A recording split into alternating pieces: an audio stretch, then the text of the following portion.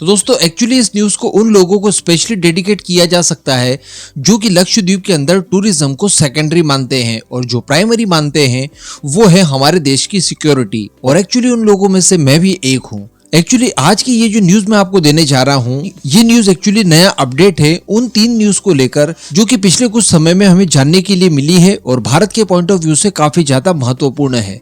ये कहा जा सकता है कि ये जो कुछ भी आज अचीवमेंट हम लोग प्राप्त करने जा रहे हैं, इसके पीछे चाइना, मालदीव, पाकिस्तान और टर्की जैसे देशों का दबाव था हमारे ऊपर, जिस वजह से घंटों का काम मिनटों में हुआ, ऐसा कहा जा सकता है। और एक ऐसी चीज हम लोगों ने एक्चुअली प्राप्त कर ली है जिसके अकेले इस्तेमाल से चाइना हो, पाकिस्तान हो, मालदीव हो, इवन टर्की हो, इन सभी को हम लोग एक साथ काउंटर कर सकेंगे।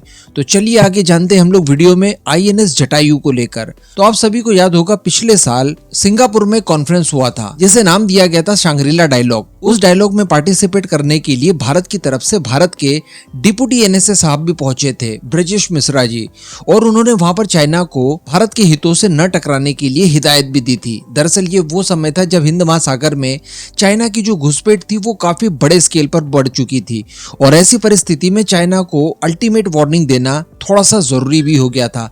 इस वजह से एक बहुत ही बड़े मंच का इस्तेमाल करते हुए भारत के डिप्टी NSA द्वारा चाइना को ये धमकी दी गई थी। उसमें यह कहा गया था कि देखिए हिंद महासागर में आप मजाक मत समझिए, एक तरफ लक्षद्वीप है, एक तरफ अंडमान एंड निकोबार है, बीच में आप कब दब जाएंगे, गायब हो जाएंगे, पता भी नहीं चलेगा।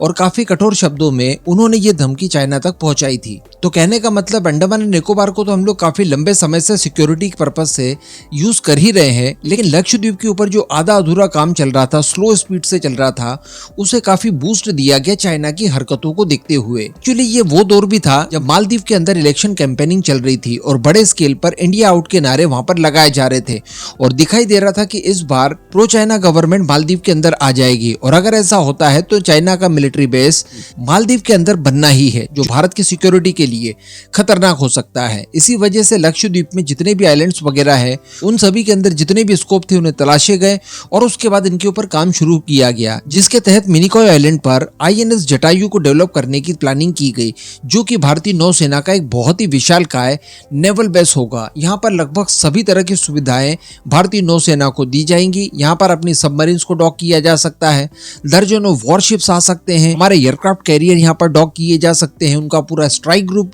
यहाँ पर डॉक किया जा सकता है और अगर हम लोग चाहें तो कमर्शियल पर्पज से भी इसका इस्तेमाल फ्यूचर में कर पाएंगे।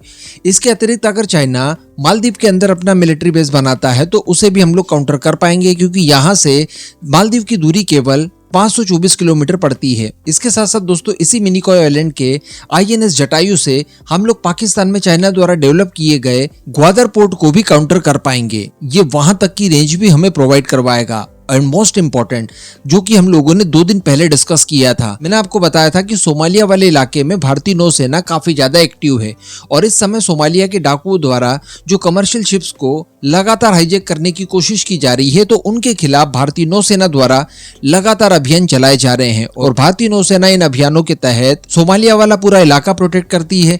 इसके अलावा बे ऑफ अदन है और थोड़ा सा आगे जाए तो बे ऑफ ओमान है, जहां से होते हुए हम लोग ईरान के चाबार पोर्ट पहुंचते हैं। तो इन सभी को सिक्योरिटी देती है और खासकर इस समय की अगर बात की जाए जब रेड सी में उत्पात चल रहा है तो ये काफी इंपॉर्टेंट हो जाता है।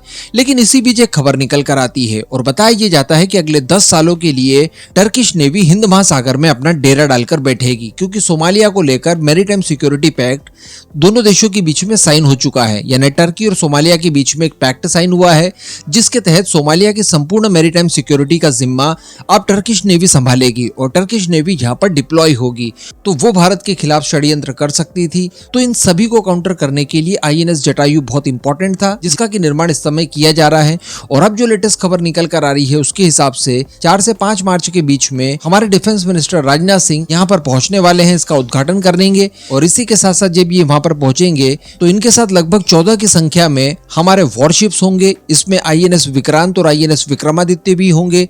इन्हीं के ऊपर सवारी करके राजनाथ सिंह वहां पर पहुंचने वाले हैं और पूरा स्ट्राइक ग्रुप कुल मिलाकर हमारे एयरक्राफ्ट कैरियर्स का वहां पर मौजूद होगा, हमारी सबमरीन्स वगैरह भी होगी। इसके बाद इसके उद्घाटन के अलावा वहां पर भारतीय नौसेना अपना शक्ति प्रदर्शन भी करके दिखाएगी। इसके अलावा जो अगाती आइलैंड पर पुरानी एयर स्ट्रिप बनी हुई है उसके भी अपग्रेडेशन का काम शुरू किया जाएगा काफी जल्दी। टेंडर वगैरह भी जारी कर दिए गए हैं LNT को, और ये खबर भी मैंने आपको काफी समय पहले दे दी थी।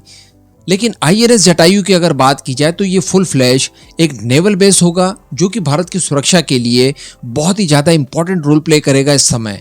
तो अब मुश्किल से 4-5 दिन बचे हैं, जो भी नए अपडेट निकल कर आएंगे मैं आपको बता ही दूंगा वीडियो बनाकर। इस पूरे मुद्दे पर अब आपका जो भी मानना हो नीचे कमेंट करके जरूर बताइएगा।